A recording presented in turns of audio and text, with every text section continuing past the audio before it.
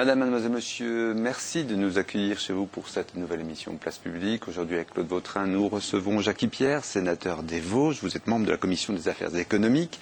Vous êtes également conseiller général de Xerti, président du Conseil général des Vosges, vice-président délégué à l'économie, aux finances et à la planification. Vous avez été maire de la Chapelle-aux-Bois et on peut rappeler également que vous avez présidé l'association des maires des Vosges. Merci d'avoir répondu à notre invitation. Nature, on le dit, on le répète, mais on constate ici et là des projets qui pourraient ternir cette belle image. Je pense par exemple à des maires de communes vosgiennes qui sont prêts à accueillir des déchets radioactifs, par exemple. Est-ce que ça va caler avec l'image qu'on veut donner des Vosges? Quand le maire est prêt, c'est la population qui n'est pas prête, c'est ce que j'ai cru comprendre. Donc, dans ce domaine-là, ça fait plusieurs années, c'est comme les déchets, les traitements des déchets de famille. Le fameux débat, la problématique du centre d'enfouissement. Ouais, c'est pareil. Bon, il en faudra bien un jour où... je crois qu'il y a des politiques sérieuses à conduire. Bon, les déchets nucléaires, les maires qui le souhaitent, c'est que ils sont sensibles à la rémunération qu'ils peuvent prétendre derrière ça. Je pense que c'est pas pour eux à titre personnel, c'est sûrement qu'ils portent un jugement favorable pour leur collectivité financièrement. La population qui n'a pas la y voit autrement. Mais vous par exemple, par rapport à l'image du département, c'est pas bon?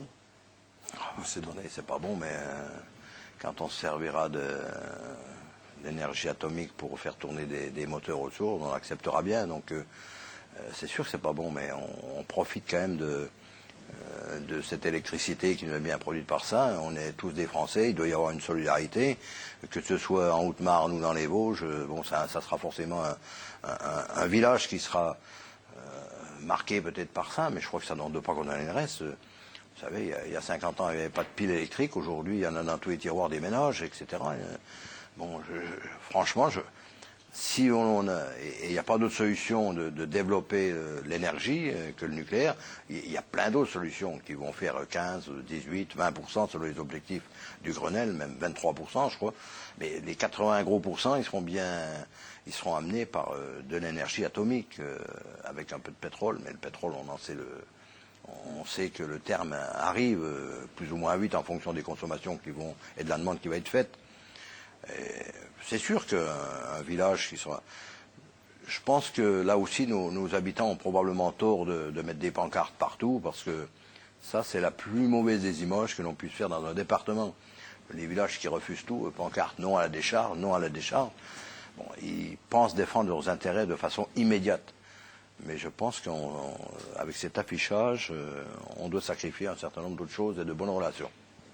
Alors c'est vrai qu'il faut quelquefois titiller un peu. Je veux dire que quelquefois ils mettent le doigt sur. Il y a sûrement des précautions à prendre, il y a sûrement des obligations à imposer à l'industriel qui aura la charge de créer ça. C'est pas bénin comme opération, c'est sûr, mais je pense que de toute façon il en faut. Il faudra bien.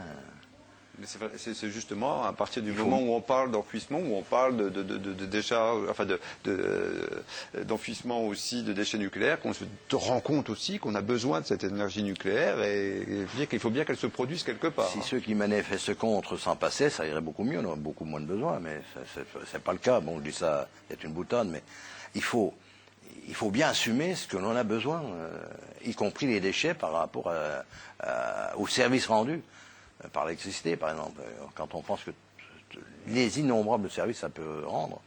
Et aujourd'hui, on constate quand même que, heureusement, qu'il y a eu des décisions et des courageux politiques il y a une quarantaine d'années pour équiper notre pays de centrales nucléaires, parce qu'on ne serait sûrement pas au même prix de revient d'énergie, et les ménages en profitent quand même aujourd'hui. La France a beaucoup investi dans le domaine-là. Je crois que l'électricité en France est l'une des moins chères et des plus faciles à obtenir encore. Cela dit, il vaut mieux éviter de les mettre près de Vittel ou il y a sûrement des endroits à choisir.